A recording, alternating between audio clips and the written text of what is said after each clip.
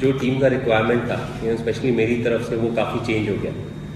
पहले कुछ मैचेस में मैं नीचे बैटिंग किया, उसके बाद मुझे ऊपर बैटिंग का चांस मिला और फिर उसके बाद मेरा बैटिंग ऑर्डर ऐसा कोई फिक्स नहीं था कि मैं इसी नंबर पे जाऊंगा। आई यूज़ टू प्ले 25 ओवर या 30 ओवर की बैटिंग मुझे मिलती थी, जो कि लास्ट फ्यू इयर्स में चेंज हो गया। ऊपर वाले ने बहुत अच्छी बैटिंग की और मुझे ऐसा लगा कि नीचे कोई वैसा एक्सक्लूसिव फिनिश करने वाला बैट्समैन हमें नहीं मिल पाया, जिसके कारण I was batting low down the order. So over the years जो भी टीम का रिक्वायरमेंट था उसके हिसाब से मैंने अपनी बैटिंग चेंज की है।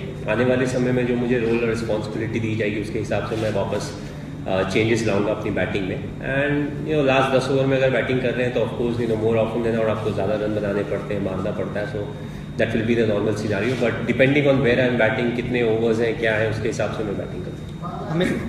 बाल तो बड़े नहीं होंगे।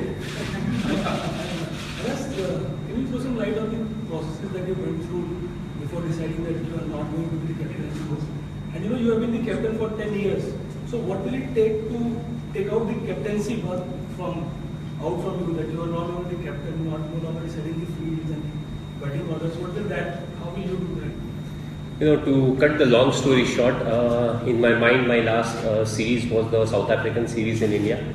After that, it's pretty easy to judge why I went to Zimbabwe and all of that. And because of all that, finally, I told BCCI officially that I won't be captaining anymore. I'm somebody who believes in our scenario, split captaincy is something that doesn't really work, and it's not something that I had a view upon right now. It was something I always believed in, that with the Indian team, one captainship, one player leading the team in all the formats is something that's very crucial. And now that I can't be the test captain, since I've quit test cricket, I don't think my views should change. So it was something that was always in my mind.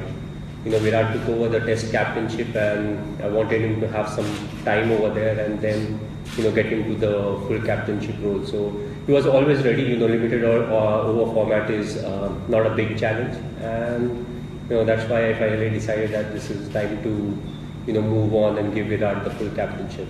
And एक और कुछ सवाल। As far as you have been captain for 10 years, so this captaincy is now your the captainship part. I think the wicketkeeper is always a vice captain of the side, irrespective of whether he's the announced vice captain or not. One thing is there that the field setting is usually given to the vice captain or the wicketkeeper.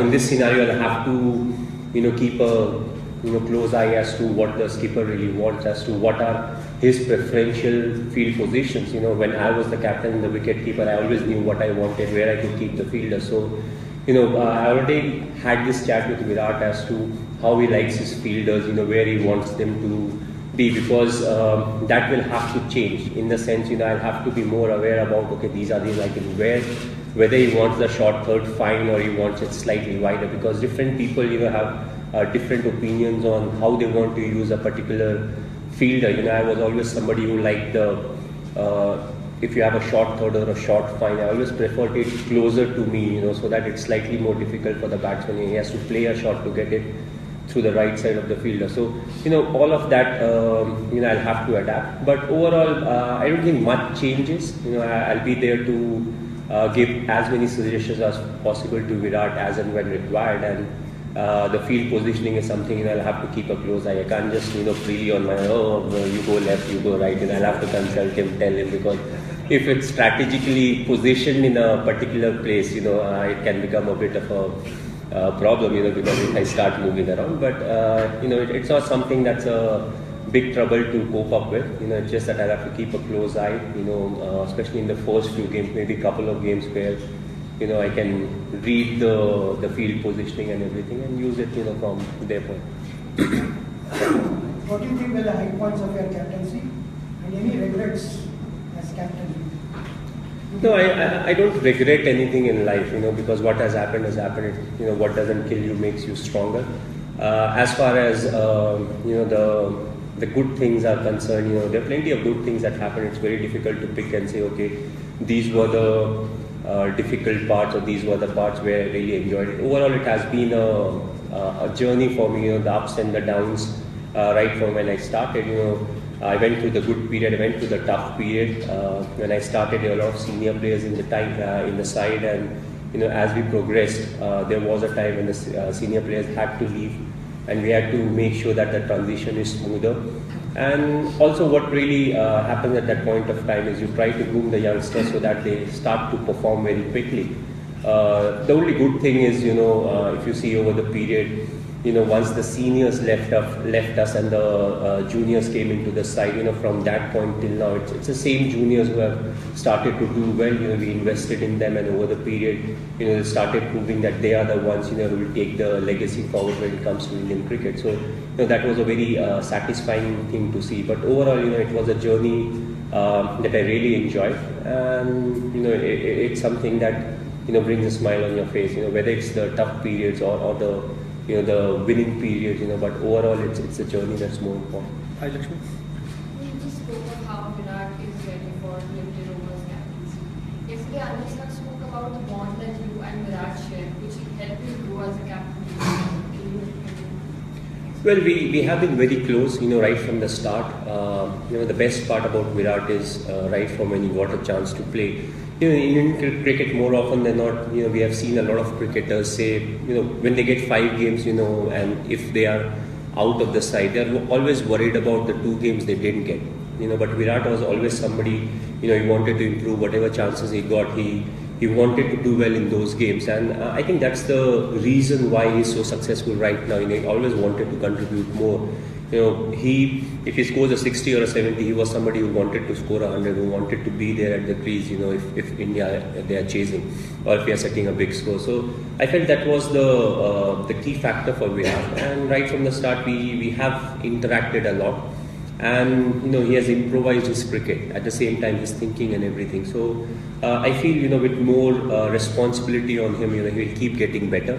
And now with leading the test side for more than a year now and playing a lot of matches, ODI is slightly easy format. Okay, you may have to take quick decisions at times, but still compared to the test format, it's an easier format to captain. So my job will be to assist him wherever it's needed, give him the whatever I have, as my thoughts from behind the stump, reading the batsman as to how they are batting, what their strengths are, how the bowler is bowling, because that's something that is a real asset of a wicket keeper. He sees the whole game in front of him, the bounce of the wicket, the lines that the bowlers are bowling, whether the batsman is playing good shots or the bowler is bowling bad delivery. So from my side, it will be flowing of information and giving him as much information as possible, information that doesn't really confuse him, keep it very simple. And ultimately he'll have to pick and choose as to these are the options that he would want to like.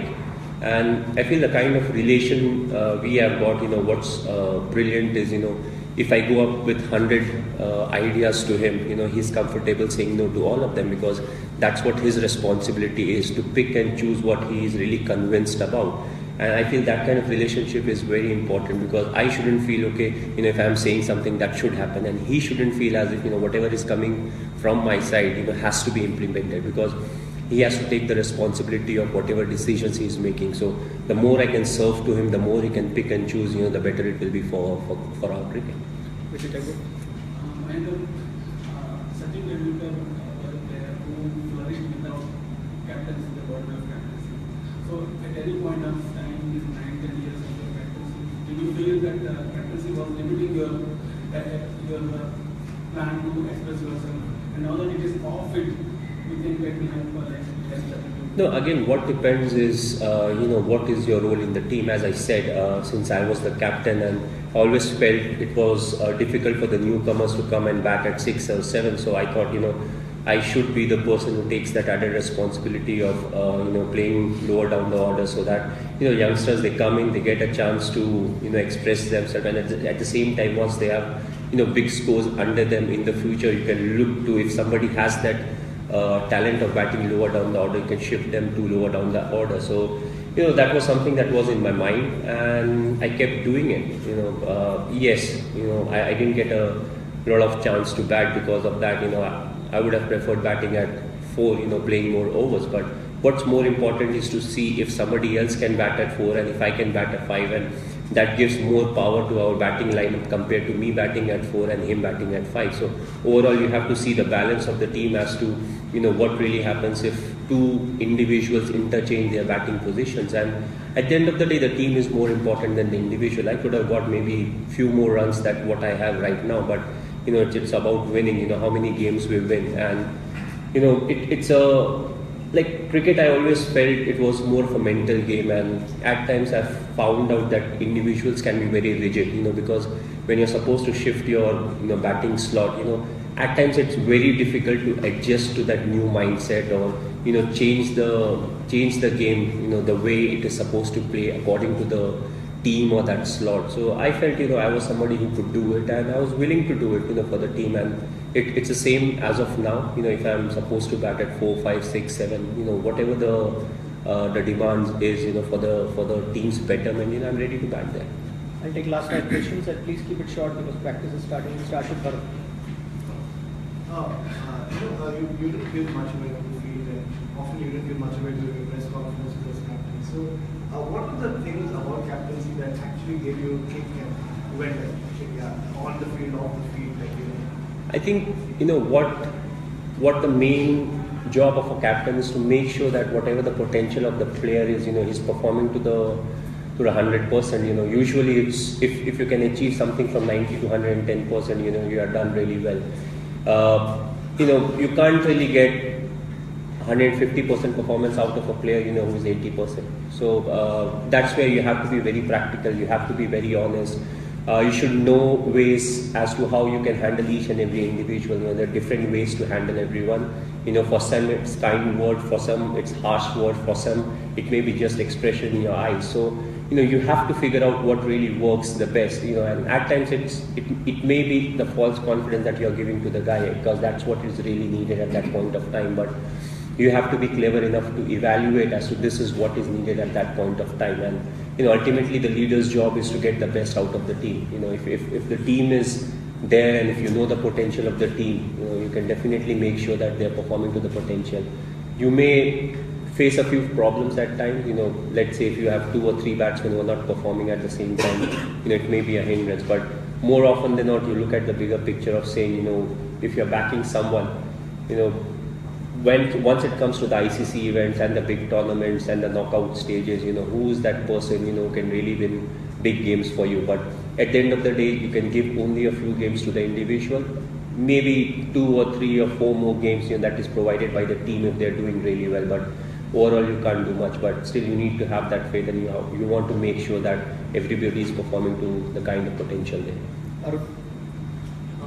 What aspects of the captaincy will you not miss here? Press conferences. I always felt there were too many press conferences. I always felt it was better to have the captain come from the post match, because also what happens is I feel we don't need to have press conferences every day, because you want new views, new ideas coming from the player side. So let's say for a startup of the series, you have the captain coming up for the first match press conference. Then you have maybe after the game he can come again, but after that whoever is performing should come for the pre-match, because more often than not the questions are related to the game, and the skipper is appropriately placed to answer those questions. And before the game, I don't think a skipper can say a lot before the start of the game. If you're going through a bad phase, okay, what's the next game plan? Okay, game plans are not done in press conferences. So I always felt the captain at times had too many exposures, especially when we went outside. At times it became difficult to convince the local bodies as to it's not really needed, it's a waste of time and talent. But it was like, okay, it's written in the MOU, so the captain needs to do it. So it was actually quite foolish. But I always felt the post-match is where the captain can go and express himself, what went wrong, what should be done, and all of that. Pre and post, I think it's a waste of time. Amol. Madam, was there a trigger as such? You spoke about what prompted you to let it go, but was there one particular trigger where you decided that, okay, that's it? No, right from the start, as I said, when I left Test captainship, I knew, split captaincy doesn't work in India, doesn't work in our setup. So I was waiting for the right time as to what is the right time. I wanted Virat to ease into the Test format, and with so many games, I feel he's right there. And also the fact, with this kind of a decision, the best thing is there's no, wrong decision in it. It's just the timing, and it's the right time. I feel this team has the potential, to do well in all the formats, irrespective of where we are playing. And people keep debating as to who's a good captain, who's a bad captain, who's the best captain. I think this team has the potential, when it comes to winning games. They should win games more than any other captain or team has won, because that's the kind of potential that they have got. You look at the kind of talent they have, and at the same time the age group they are in. It seems as if everything goes well, they have the potential to play for the next 10 years or 12 years, if not more. We have a pool of bowlers, fast bowlers who can bowl well in any condition. We have a pool. Why pool is important? Because if a few of them will get injured, because we play a lot of cricket. So if few of them gets injured, all of a sudden you are not in a dilemma that, who is your strike bowler. And that goes through across all the formats, the T20, the ODIs and everything. So, I feel it gives the team the opportunity, and especially Virat, starting from the Champions Trophy, to win the Champions Trophy in England. And, I felt it was the right time to move on, because if I'd have stayed till the Champions Trophy, nothing much changes. A lot of people were like, okay, why did I quit mid-series in Australia? But, you have to look at the bigger picture, what is more beneficial. One more game into my test number, maybe it would have been 92 or 91, whatever. It doesn't make a lot of a difference, but since Saha was there, he gets a chance to play one more game in Australia, and if everything goes well, the person will be going into the foreign tour, so he has that exposure, and Virat also at the same time gets the same kind of exposure.